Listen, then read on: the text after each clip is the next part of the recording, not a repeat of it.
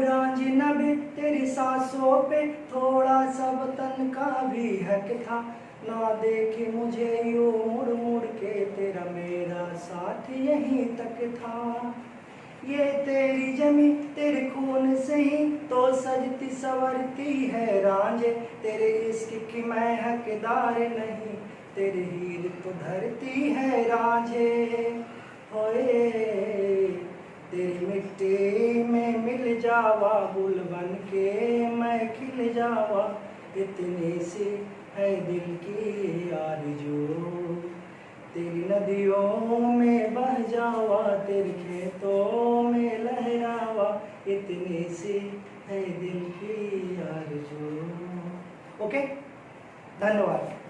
तो आज मैं साथ ही साथ क्लास भी स्टार्ट करने जा रहा हूँ, और ये क्लास भी वॉइस का ही होगा, जो कि लेक्चर 7 बनने जा रहा है।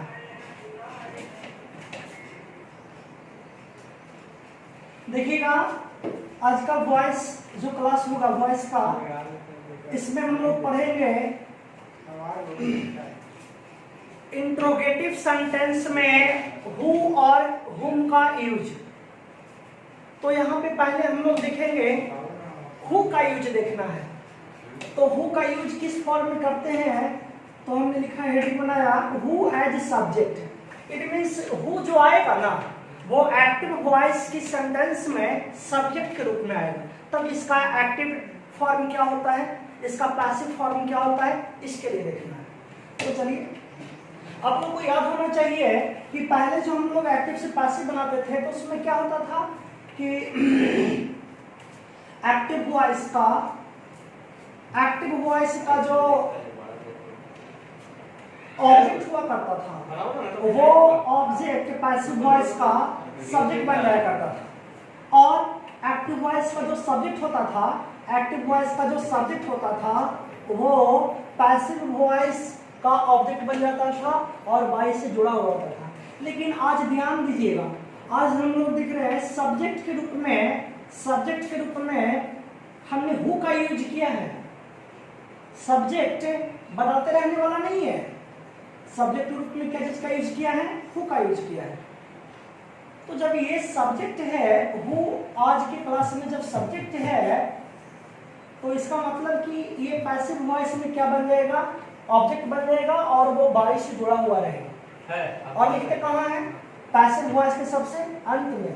लेकिन आज के लिए हम इसे ऑब्जेक्ट तो बनाएंगे, लेकिन सेंटेंस के अंत में नहीं लिखेंगे। पैसिव वॉइस का जो सेंटेंस होगा उसके अंत में नहीं लिखेंगे, शुरू में ही लिखेंगे।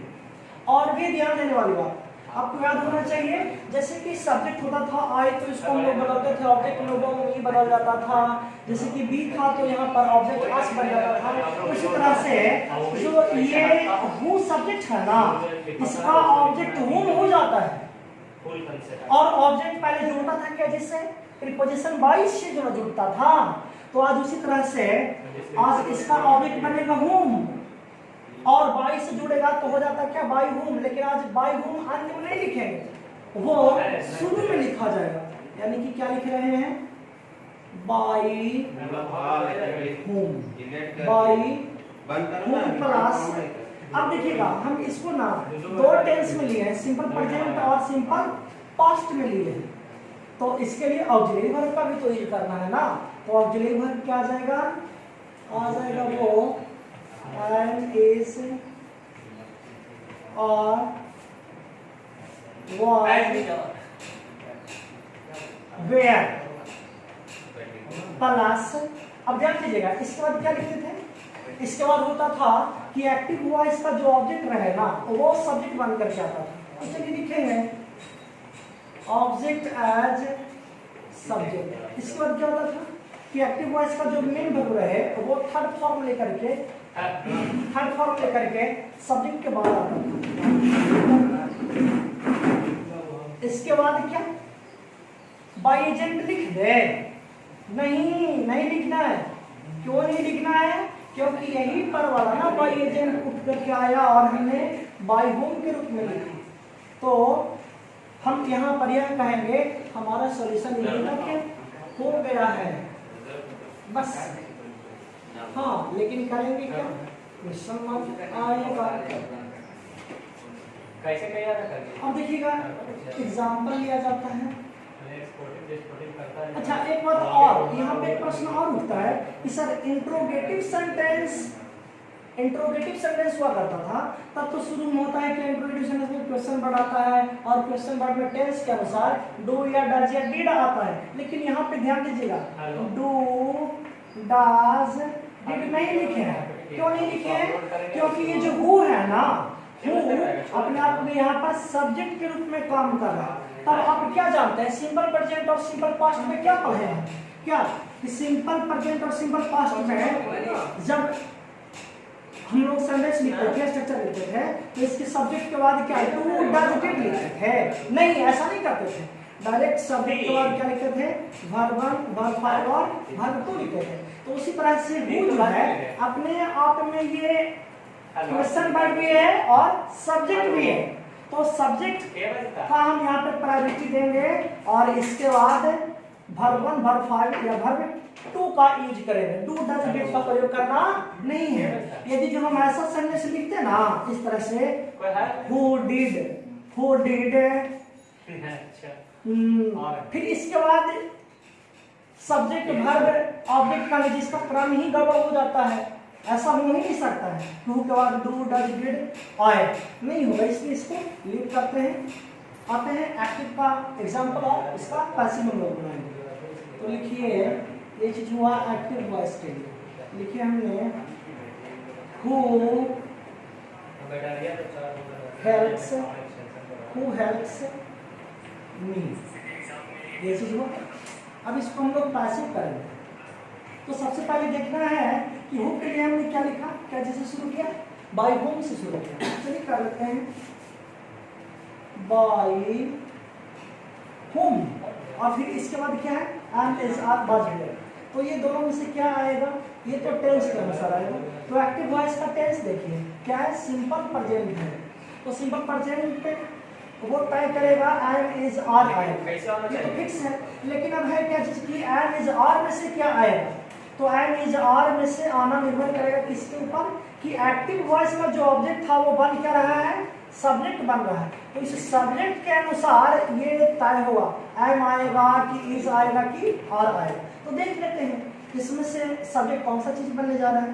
तो एक्टिव वॉइस का जो ऑब्जेक्ट है वो क्या बनेगा, पैसिव वॉइस का सब्जेक्ट बनेगा। इसका मतलब कि जो मी है वो क्या बनने जा रहा है, आई बनने जा रहा है। और यही आई के अनुसार एम इज आर में से हम चूज कर लेंगे। तो क्या हो गया am I, by whom am I, फिर क्या ये आएगा। क्योंकि हम लोग यहाँ तक तो पहुंचे हुए हैं, अब वर्ब का थर्ड फॉर्म चाहिए। तो वर्ब क्या है, हेल्प्स है ना, तो हेल्प्स का थर्ड फॉर्म हेल्प हो जाएगा। ये चीज हो गया हमारा। और भी एग्जाम्पल देख लीजिए, सिंपल प्रेजेंट था, सिंपल पास्ट में देख लेते हैं। लिखते हैं who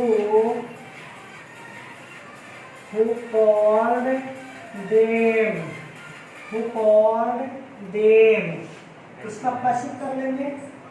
तो फिर आप लोग एक बात ध्यान रखिएगा, यदि जो हु है तो क्या जिससे स्टार्ट करेंगे, इसमें कोई कंफ्यूजन नहीं होना चाहिए। तो क्या कर लेंगे, बाय होम कर लेंगे, बाय होम, ठीक है। अब इसके बाद देखिए टेंस, देखिएगा टेंस क्या है, सिंपल पास्ट है ना, तो सिंपल पास्ट के कारण हम लोग वाज या तो फिर वेयर को लाएंगे। लेकिन प्रश्न यह है कि वाज या तो फिर दोनों में से किसको लाएंगे, किस चीज को लाएंगे। तो ये इस पर डिपेंड करेगा कि एक्टिव वॉइस का ये जो ऑब्जेक्ट था ये क्या बनने जा रहा है, सब्जेक्ट बनने जा रहा है ना।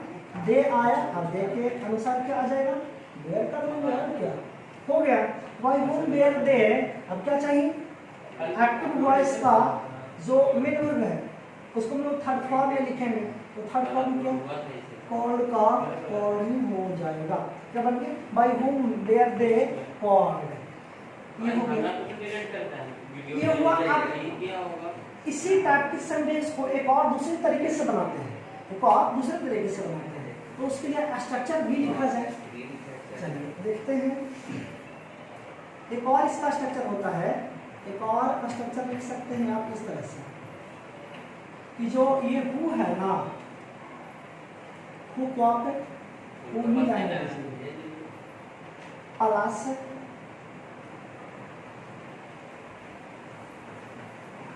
एम इज और was there plus object as subject plus, ठीक है। इसके बाद फिर क्या थर्ड फॉर्म आएगा प्लस बाई आ जाएगा। ऐसा भी आप बना सकते हैं। अब देखिए एक बार एग्जांपल फिर से लेते हैं, फिर से इसका सॉल्यूशन करेंगे। लिखते हैं who teaches you, ऐसा। इसका पैसिव क्या बना लेंगे, बनेगा who और ये आर क्यों यूज किए, क्योंकि इसका जो ऑब्जेक्ट था वो आपकी क्या बनने जा रहा है, सब्जेक्ट बनने जा रहा है। और इसके अनुसार और अब चूंकि टेंस भी सिंपल प्रेजेंट था ना, तो सिंपल प्रेजेंट के कारण अनुसार में से यू के अनुसार हम आर का यूज किए तो हो गया क्या, हु आर यू, क्या अब थर्ड फॉर्म लिखेंगे डॉट वाई, ऐसा। इस तरह से भी इसका पैसिव बन सकता है, ठीक है। अब देखते हैं हम लोग, ये तो पढ़े हु एज सब्जेक्ट, अब की हम लोग पढ़ेंगे हुम एज ऑब्जेक्ट। आइए ना,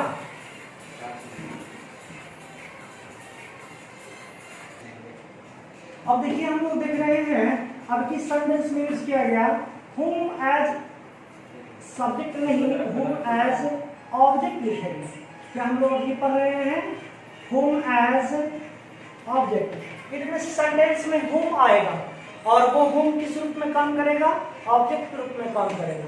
तब देखिए हम प्रत्येक बार दो टेंस को लेकर के चल रहे हैं। ये जो हुम का आना और हु का आना है ना, ये सारे टेंस में आ सकता है, बट कितना हम यहाँ पे बताएंगे, टाइम के अभाव में दो टेंस को लेकर के चल रहे हैं और बाकी दूसरे टेंस में भी सेम प्रोसेस रहेगा हु और हुम के साथ। तो देखते हैं एक्टिव के लिए क्या इसका फॉर्म होता है। हमने लिखा हुम डू डज डिड। अब देख सकते हैं यहाँ पर ये जो हुम है ना, एकदम हुम जो है ये क्वेश्चन वर्ड है और ये सब्जेक्ट नहीं है, अब की क्या ये ऑब्जेक्ट का काम कर रहा है, क्योंकि हेडिंग में पड़ गया है हुम एज ऑब्जेक्ट। हुम जो है ना ऑब्जेक्ट के रूप में आया है और साथ ही साथ क्वेश्चन वर्ड भी है।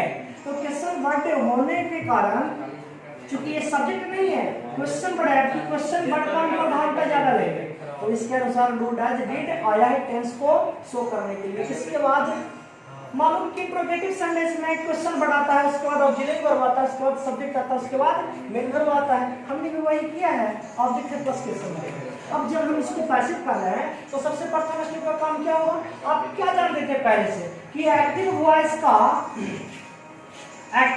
का एक बात और यहाँ पे देखेंगे। अभी फिलहाल के लिए हम ऑब्जेक्ट यहाँ पे हटा देते हैं, आगे हम लोग और लाइन इसको पढ़ेंगे, सुविधा हम लोग को होगा, ठीक है। इतना ही कर सकते हैं।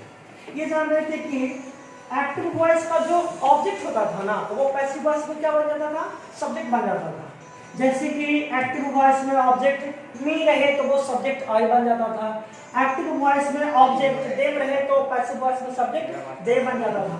लेकिन अब भी एक्टिव वॉइस का ऑब्जेक्ट क्या आया है, हुम आया है, और अब ये ऑब्जेक्ट है तो इसका हम लोग पैसिव में सब्जेक्ट बनाएंगे, तो इसका सब्जेक्ट क्या हो जाता है, हु हो जाता है। देखिए ये रहा एक्टिव वॉइस के लिए स्ट्रक्चर और ये रहा पैसिव वॉइस के लिए स्ट्रक्चर। समझना है कि क्या पैसिव वॉइस के लिए स्ट्रक्चर ऐसा क्यों हुआ, तो देखना है। पहले भी आप लोग क्या पढ़ते थे, क्या आप लोग समझ रखे थे कि एक्टिव वॉइस का जो ऑब्जेक्ट होता था ना, वो पैसिव वॉइस में क्या बन जाता था, सब्जेक्ट बन जाता था। जैसे कि एक्टिव वॉइस का मी ऑब्जेक्ट है तो वो सब्जेक्ट के रूप में क्या बनता था, आई बन जाता था। एक्टिव वॉइस का ऑब्जेक्ट जो हस था तो पैसिव वॉइस का सब्जेक्ट रूप में भी बन जाता था। तो उसी तरह से ये एक्टिव वॉइस का ऑब्जेक्ट हुम है तो इसका पैसिव करेंगे तो ये सब्जेक्ट हु के रूप में बनेगा, इसका सब्जेक्ट क्या बन जाता है, हु के रूप में बन जाता है। लेकिन अब ध्यान देंगे आप लोग कि ये जो हु है ना, इसको हम लोग सिंगल समझते हैं और इसके कारण से इसके बाद जो ऑक्सिलरी वर्ब आएगा वो सिंगल ही आएगा। तो सिंपल प्रेजेंट के अनुसार इज उठा लिए और सिंपल पास्ट का यदि क्वेश्चन रहे तो आप लोगों को क्या लेना है, वर्ब की सिंगुलर का चर्चा करना है ना, तो वो आ जाएगा। अब इसके बाद क्या करना है कि एक्टिव वॉइस का जो मेन वर्ब होता था वो थर्ड फॉर्म में आता है, ऑक्सिलरी वर्ब के बाद अपने थर्ड फॉर्म को लेकर के आता है। इसके बाद प्रीपोजिशन बाय का यूज किए, इसके बाद एजेंट का यूज करना होता है। एजेंट का मतलब क्या है, बहुत पहले से हम लोग देख रहे हैं कि एक्टिव वॉइस का जो सब्जेक्ट है वो एजेंट बन जाता है। लेकिन ध्यान रहे इसका फॉर्मूला जब बदलता है, यदि जो यहाँ सब्जेक्ट के रूप में नाउन आएगा तब तो फॉर्म नहीं बदलेगा, लेकिन यदि जो प्रोनाउन आया तब ऑब्जेक्टिव केस में उसका रूप बदल जाता है। इसके बाद एक क्वेश्चन मार्क का यूज किए जी। अब देखिए ना इसमें हम लोग एग्जाम्पल देख लेते हैं एक्टिव से पैसिव बदलने के लिए।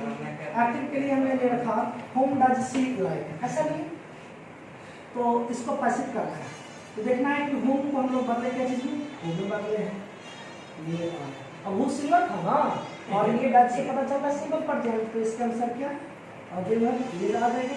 इसके बाद एक्टिव वॉइस का जो मेन वर्ब था उसको हम लोग क्या चीज में बदल लेंगे, थर्ड फॉर्म में बदल लेंगे। इट मींस क्या हो गया, लाइक हो गया, हु इज लाइक और फिर क्या करना है, प्रीपोजिशन बाय का यूज करना है। फिर इसका क्या करेंगे, एजेंट को लाएंगे। एजेंट का मतलब क्या है, एक्टिव वॉइस का जो सब्जेक्ट है वो एजेंट बनेगा और ये जो प्रोनाउन है सब्जेक्ट के रूप में प्रोनाउन आया है तो ऑब्जेक्ट के रूप में इसका फॉर्म बदलेगा तो क्या हो जाएगा वो ये चीज। अब देखिए और भी एग्जांपल सेकंड सिंपल पास्ट के लिए दिया गया है तो सबसे प्रथम स्टेप में क्या हो जाएगा, ये कर लिए हुम है ना तो इसका सब्जेक्ट हु और चूंकि ये सिंपल पास्ट है सिंपल पास्ट के लिए सोचना क्या सिंगल में केवल वाज ही होगा तो वो आ गया। फिर क्या जो एक्टिव वॉइस में मेन वर्ब है उसका थर्ड फॉर्म लिखे हु वाज लव, फिर क्या प्रीपोजिशन बाय, इसका क्या माही लाए हमारा सॉल्यूशन हो गया। अब इसके बाद हम लोग देखेंगे अगले टाइप में पैसिव ऑफ इंपेरेटिव सेंटेंस। देखिएगा जैसा कि अभी मैंने बोल रखा है अब हम लोग देखेंगे पैसिव ऑफ इंपेरेटिव सेंटेंस। अब देखना है कि इंपेरेटिव सेंटेंस मतलब होता क्या है, तो इंपेरेटिव सेंटेंस मतलब वैसा सेंटेंस होता है that shows command, request, advice, suggestion और प्रोहिबिशन। कहने का मतलब कि वह सेंटेंस जिससे आज्ञा या आदेश का बोध होता है, निवेदन का बोध होता है, सलाह का बोध होता है, सुझाव का बोध होता है या तो फिर मनाही का बोध होता है, उससे इंपेरेटिव सेंटेंस कहते हैं। और इंपेरेटिव सेंटेंस का मतलब होता है आदेशात्मक वाक्य। कैसा वाक्य, आदेशात्मक वाक्य। इंपेरेटिव सेंटेंस का मतलब है आदेशात्मक वाक्य। तो इसका मतलब ये नहीं कि वैसा सेंटेंस जिससे केवल आदेश का बोध हो उसे हम लोग इंपेरेटिव सेंटेंस कहेंगे, नहीं, इंपेरेटिव सेंटेंस से इतने सारे अर्थ का बोध होता है। तो इसमें से सबसे पहले हम लोग देखते हैं passive of command order with object, यानी कि वैसा सेंटेंस का एक्टिव से पैसिव करेंगे जिससे कमांड का बोध होगा, ऑर्डर का बोध होगा और उस सेंटेंस में क्या आया हुआ रहेगा, ऑब्जेक्ट आया हुआ रहेगा। ठीक है, तो देखिए इसके लिए एक्टिव वॉइस का स्ट्रक्चर रहेगा वर्ब प्लस ऑब्जेक्ट। अब जब इसको पैसिव करेंगे तो इसके लिए स्ट्रक्चर क्या होगा, लेट से स्टार्ट करना होगा। लेट के बाद हम लोग यही ऑब्जेक्ट का यूज करेंगे। फिर इसके बाद ये जो हमारा मेन वर्ब था ना इसका थर्ड फॉर्म यूज हुआ। देखते हैं कैसे एक्टिव एग्जांपल लेते हैं। पहले ये कर लिए बन गया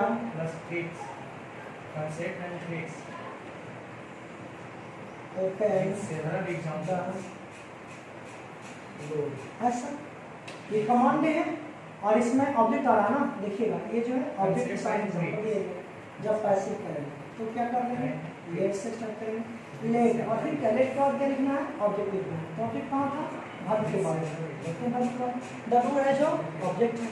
late the door be verb फिर का रहा है ना, जो एक्टिव वॉइस का मेन वर्ब था उसका थर्ड फॉर्म यूज करना है। तो क्या हो जाएगा, be open, let the door be open. और भी एग्जांपल देख लेते हैं, और भी एग्जांपल देखेंगे।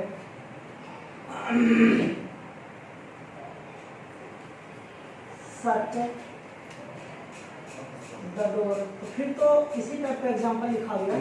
तो पैसिव क्या कर लेंगे, पैसिव कर लेंगे लेट से करेंगे। लेट द ऑब्जेक्ट चाहिए ना, door, let the door be और सब का थर्ड फॉर्म सब ठीक होता है, सब ठीक होगा। एक और एग्जांपल देख लीजिए, एक एग्जांपल और भी कर लेते हैं। जैसे कि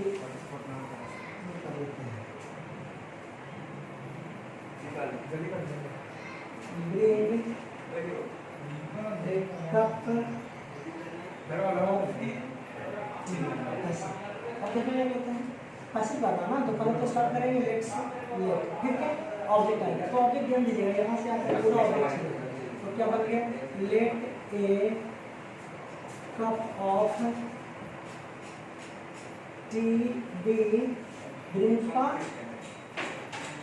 ब्रॉड हो जाएगा, जो कि हमारा पैसिव। अब देखेंगे, अब हम लोग फिर से पढ़ाएंगे इसी का पैसिव, लेकिन अब की वाला में ना ऑब्जेक्ट नहीं होगा। तो इसका मतलब कि हम लोग टॉपिक बना सकते हैं ऐसा कि passive of command order with ये करेंगे। अब की वाला में विदाउट ऑब्जेक्ट करेंगे, विदाउट ऑब्जेक्ट करेंगे, यानी कि अब की वैसा एक्टिव होगा जिसमें ऑब्जेक्ट का प्रयोग नहीं किया होगा, ऑब्जेक्ट का प्रयोग नहीं किया होगा। चलिए तब देखते हैं क्या होगा, ये बन जाएगा बस यही रहेगा। हाँ आना हो सकता है तो अदर वर्ड रह सकता है, या अदर वर्ड नहीं भी रहे तो क्या कर रहे हैं पैसिव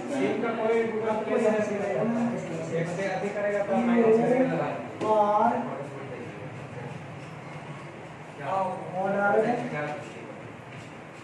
टू प्लस वर्ब, बस ये हमारा पैसिव है।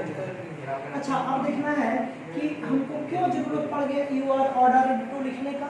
तो ये जरूरत पड़ा इसीलिए कि चूंकि इस सेंटेंस से एक्टिव वॉइस का सेंटेंस से ऑर्डर का बोल रहा था, और यू आर ऑर्डर भी क्यों करना पड़ा, तो इसलिए करना पड़ा कि हम तो पहले से जानते थे कि एक्टिव वॉइस का जो सेंटेंस होता है, सेंटेंस का जो ऑब्जेक्ट होता है पैसिव वॉइस में क्या बन जाता है, सब्जेक्ट बन जाता है। तो ध्यान देने वाली बात कि इस एक्टिव वॉइस का सेंटेंस में कोई ऑब्जेक्ट नहीं ना है, ऑब्जेक्ट नहीं है। यदि जो होता तो उसको हम लोग सब्जेक्टिव फॉर्म में ला करके सब्जेक्ट बना सकते थे, लेकिन इसमें ऑब्जेक्ट तो है नहीं, तो ऑब्जेक्ट नहीं है तो सब्जेक्ट हम किसको लाए, तो इसलिए ऑटोमेटिक पहले से ही यू आर सब्जेक्ट के रूप में यूज किया जाता है। यू आर ऑर्डर सब्जेक्ट के रूप में यू का यूज किया गया, इसके बाद यू के अकॉर्डिंग सहायक क्रिया का यूज किया गया, और चूंकि आदेश का बोध होता है इसलिए ऑर्डर ऑर्डर मीन्स होता है आदेश देना, इसके थर्ड फॉर्म का यूज किया गया। और ये जो मेन वर्ब था ना इसको उसी फॉर्म में रहने दिया गया है, लेकिन ये अपने से पहले टू को रखा है, इट मीन्स इंफिनिटिव फॉर्म कर सकते हैं। तो देख लेते हैं एग्जाम्पल, आते हैं वो, सपोज ऐसा दे लेते हैं, ध्यान दीजिएगा ये जो देयर लिखे है ना, देयर ऑब्जेक्ट नहीं है, अदर वर्ड में ले सकते हैं। ऐसे ये बाय नेचर एडवर्ब है, इसको अदर वर्ड में ले सकते हैं। इसका जब पैसिव करेंगे तो क्या हो जाएगा, इस तरह से यू और ऑर्डर फिर टू पारा ना, तो उसके बाद क्या भरबन, भरबन क्या है वो देंगे हम वो, और इसको लिखा हुआ था जो लिखा हुआ था ये। अब देखेंगे इसके बाद हम लोग देखेंगे क्या, इसका स्टडी हम लोग कर लिए। अब देखिएगा अगला टॉपिक मैंने रखा पैसिव ऑफ रिक्वेस्ट विद और विदाउट ऑब्जेक्ट। इस टाइप के सेंटेंस में ना, इस टाइप के सेंटेंस में ऑब्जेक्ट हो भी सकते हैं और ऑब्जेक्ट नहीं भी हो सकते। दोनों केस में हम लोग इसका पैसिव जो करेंगे वो सेम होगा, और वो करने का क्या स्ट्रक्चर होगा कि हम लोग पैसिव स्टार्ट ही करेंगे यू आर रिक्वेस्टेड से, यू आर रिक्वेस्टेड से। अच्छा अब यहाँ प्रश्न खड़ा होता है कि सर पिछला बार में तो बोले थे कि जिस एक्टिव वॉइस के सेंटेंस में ऑब्जेक्ट नहीं होता है उसमें हम लोग यूज और सब्जेक्ट का सहायता लेते थे, लेकिन अभी तो ऑब्जेक्ट दिया हुआ है तो क्यों नहीं इसका सब्जेक्ट बनाया जाए। तो इसीलिए इसको हम सब्जेक्ट नहीं बना सकते हैं कि जिस व्यक्ति को यदि जो प्लीज या काइंडली लगा करके यदि जो बोला जा रहा होगा प्लीज या काइंडली के साथ है, जिसको भी कुछ कहने के लिए बोला जा रहा होगा, रिक्वेस्ट किया जा रहा होगा, वो व्यक्ति उसके सामने रहा होगा, और उस व्यक्ति के लिए यदि जो डिनोट किया जाए सब्जेक्ट के रूप में कुछ प्रोनाउन यूज किया जाए तो वो सब्जेक्ट के रूप में प्रोनाउन आने वाला क्या होगा, यू होगा। और जब ये सब्जेक्ट बन गया तो यू के अनुसार आर का यूज करेंगे। और चूंकि प्लीज ये कांटली है जो कि ये शो करता है रिक्वेस्ट को, निवेदन को, इसलिए यहाँ पर हम रिक्वेस्ट का थर्ड फॉर्म रिक्वेस्टेड का प्रयोग किए हैं। इसके बाद जो हमारा मेन वर्ब था ना, मेन वर्ब के पहले हम लोग टू जोड़े हैं और उसे रिक्वेस्टेड से जोड़ करके रखे हैं, तो बन गया क्या requested to plus verb plus object. ध्यान दीजिएगा इस एक्टिव वॉइस के सेंटेंस में वर्ब के बाद ऑब्जेक्ट रहेगा तो हम भी देंगे और नहीं रहेगा तो नहीं देंगे। देखिए इसका एग्जांपल लिया जाए, एग्जांपल हो जाएगा एक्टिव वॉइस है ना, एक्टिव वॉइस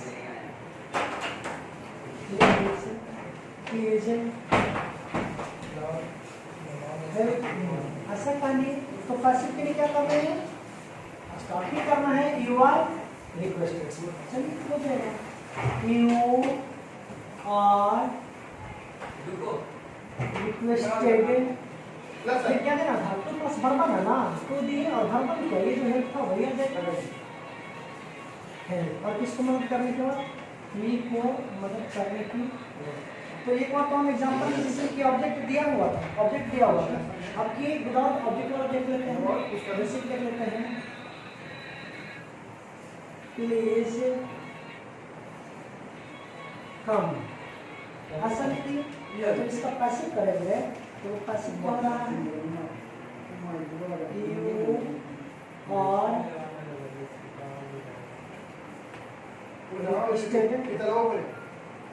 टू ये हमारा हो गया रिक्वेस्ट टाइप का जो सेंटेंस होगा वैसे सेंटेंस का एक्टिव से पैसिव करने के लिए हम लोग देखेंगे। अब अगला टॉपिक लेते हैं passive of advice. Passive of advice CE यहाँ पे होगा पैसिव ऑफ एडवाइस। अभी देखिएगा हमने टॉपिक ले रखा passive of advice with object. एक बार लेते हैं कि वैसा एक्टिव वॉइस होगा जिसमें ऑब्जेक्ट आया हुआ रहेगा और उस समय से बोध क्या होगा, एडवाइस का बोध होगा, यानी कि सलाह का बोध होगा। इसमें ऑब्जेक्ट का प्रयोग किया हुआ रहेगा, तब इसका पैसिव देखते हैं स्ट्रक्चर क्या होता है। इसका पैसिव के लिए कि ये जो वर्बन के बाद ऑब्जेक्ट रहेगा ना, उस ऑब्जेक्ट को हम लोग क्या चीज में चेंज कर लेंगे, सब्जेक्टिव फॉर्म में चेंज कर लेंगे और वो हमारा सब्जेक्ट बन गया। इसके बाद यूज करना होता है बस एक ही ऑक्सिलरी है, ऑक्सिलरी वर्ब है वो शुद्ध है। इसके बाद हम लोग देखेंगे ये भी का प्रयोग करना होता है। इसके बाद क्या, क्योंकि पैसिव वॉइस बना रहे हैं तो एक्टिव वॉइस में जो मेन वर्ब आया ना वो अपने थर्ड फॉर्म में आएगा बी के। देखते हैं एग्जांपल, जैसे कि लिख रहे हैं, बोलते हैं take medicine on time, on time. तो इसका पैसिव करेंगे तो पैसिव नहीं होगा, ध्यान दीजिएगा। इसका ऑब्जेक्ट क्या था, इसका जो ऑब्जेक्ट है वो पैसिव में क्या बनेगा, सब्जेक्ट बनेगा। तो इसका ऑब्जेक्ट ढूंढिए, इसमें ऑब्जेक्ट ये रहा मेडिसिन है। ऐसा नहीं कि ऑन टाइम है जो कि ऑब्जेक्ट है, नहीं, केवल मेडिसिन है जो कि ऑब्जेक्ट है और इसके बाद तो अदर वर्ड में आएगा। तो चलिए ये जो ऑब्जेक्ट है इसको हम लोग सब्जेक्ट बना लेते हैं, बनेगा मेडिसिन। मेडिसिन फिर क्या करना था, शुड भी लिखना है, शुड बी फिर क्या थर्ड फॉर्म ना, इसमें मेन वर्ब क्या था, टेक था, तो टेक का थर्ड फॉर्म क्या, टेकन आ जाता है, टेकन। और देखिए अदर वर्ब फॉर्म छोड़ दिए थे ना वैसे ही, इसको हम लोग अंत में लिख लेंगे ऑन, ये रहा। अब देखिए और भी रहेगा, और भी है, जैसे कि क्या लेते हैं help the needy, help the needy बोल लेते हैं, हेल्प द नीडी। इसलिए हो गया एक्टिव। अब इसका पैसिव करेंगे तो क्या हो जाएगा, इसका पैसिव हो जाएगा, ये जो ऑब्जेक्ट है सब्जेक्ट बनने जा रहा है, द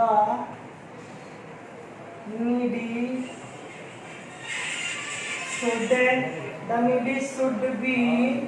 अब थर्ड फॉर्म आएगा ना, हेल्प का थर्ड फॉर्म, तो क्या हो जाएगा, हेल्प हो जाएगा जी।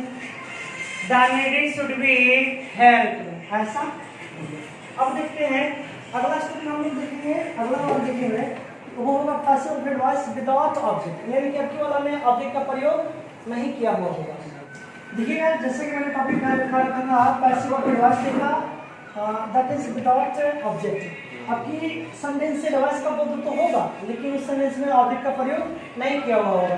तब एक्टिव फॉर्म में देखिए क्या स्ट्रक्चर होता है, वर्ब प्लस या तो कुछ भी नहीं रहेगा अभी तो उसको हम लोग अदर वर्ब करेंगे लेकिन ऑब्जेक्ट नहीं आएगा।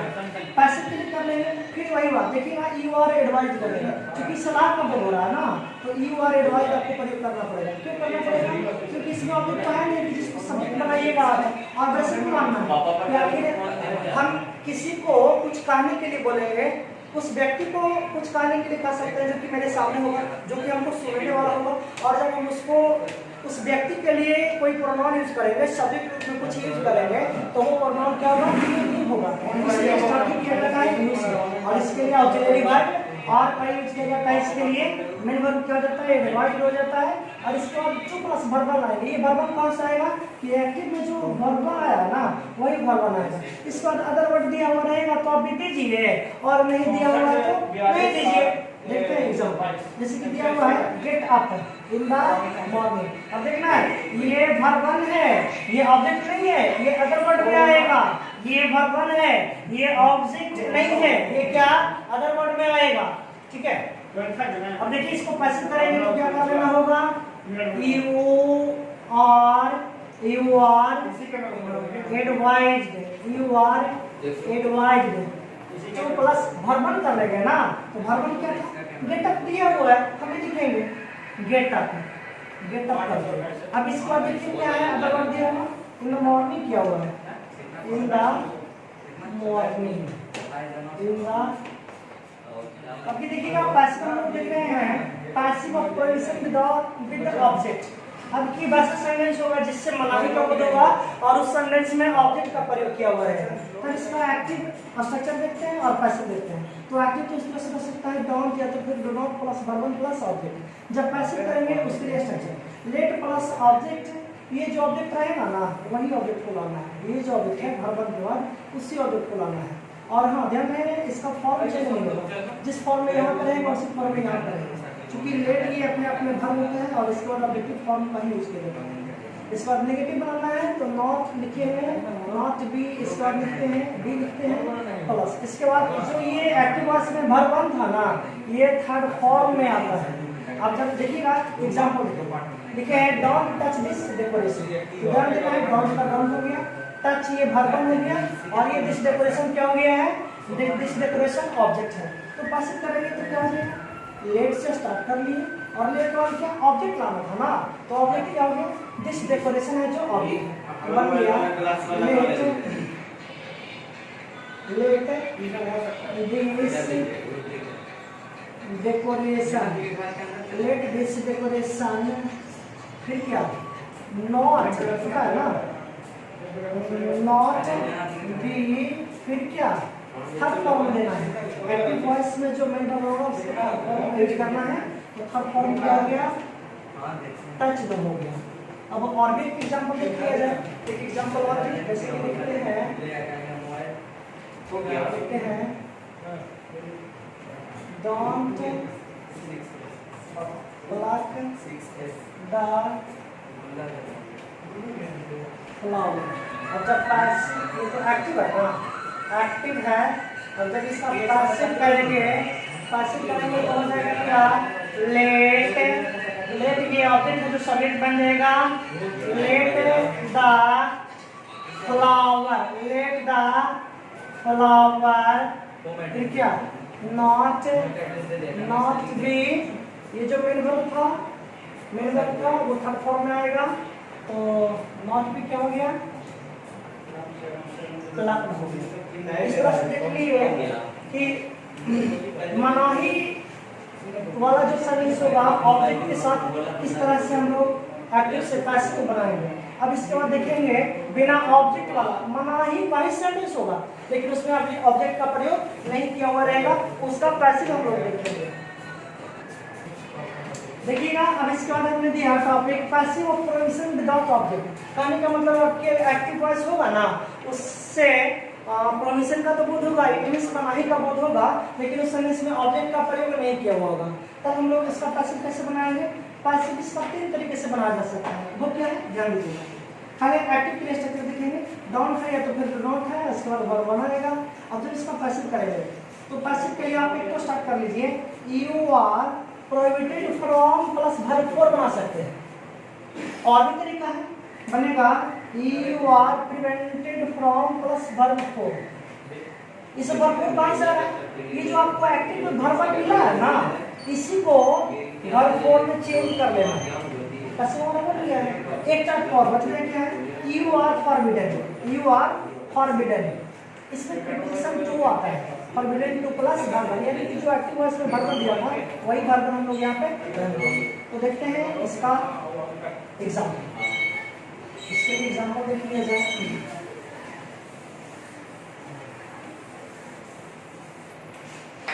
देखते हैं